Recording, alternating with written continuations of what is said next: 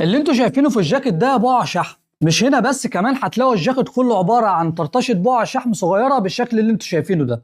صاحب الجاكيت حاول في البقعه ديت بكل الطرق، وفي الاخر البقعه برضه ما طلعتش. عشان كده في الفيديو ده هقول لكم على طريقه سحريه هتقدروا تنضفوا بيها اي بقعه شحم في الملابس عندكم، حتى لو اتغسلت قبل كده بكل سهوله. كل اللي عليكم تصلوا على النبي وتكملوا معايا الفيديو للاخر. زي ما انتوا شايفين كميه بقع الشحم اللي موجوده في الجاكيت، وبقع بالشكل ده مفيش اي نوع مسحوق ولا اي نوع غساله يقدر ينضفها، خصوصا ان الجاكيت ده اتغسل قبل كده، يعني البقع بقت ثابته اكتر في الجاكيت. بس انا في الفيديو ده هقول لكم على خلطه سحريه بمكونات بسيطه جدا، مكوناتها موجوده عندنا في كل بيت، هنقدر نطلع بيها اي بقعه شحم سواء كانت جديده او قديمه، وفي اي خامه ملابس من غير ما نأثر على اللون الاساسي بتاع قطعه الملابس نفسها. كل اللي هنحتاجه هنجيب اي علبه صغيره فاضيه وهتفضوا عليها المكونات اللي هقول لكم عليها دي. اول حاجه هنفضي معلقه من مسحوق غسيل الاطباق، اي مسحوق غسيل اطباق احنا بنستخدمه عندنا في البيت، وهنحط عليهم معلقه كلوركس الوان برضو اي نوع احنا بنستخدمه عندنا في البيت، وهنحط عليهم برضو معلقه خل طعام اي نوع برضو موجود عندنا في البيت. اخر مكون بقى معانا وده جزء اساسي من الخلطه اللي احنا بنعملها دي، وتقدر تختار ما بين 3 حاجات موجودين عندك في البيت، يا اما اسيتون مزيل طلاء الاظافر،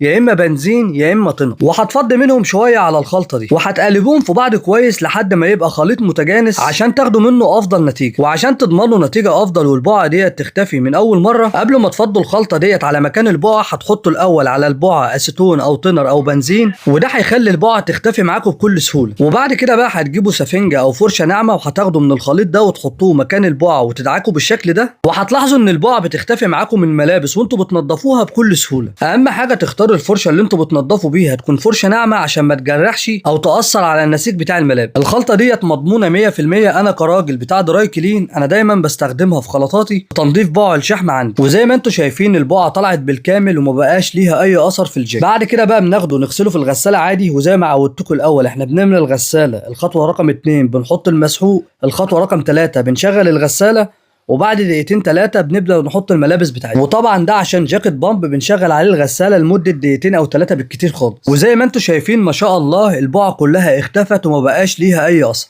ما تنسونيش بدعوه حلوه وتعملوا لايك وشير للفيديو ده عشان غيركم يستفاد وناخد ثواب سوا.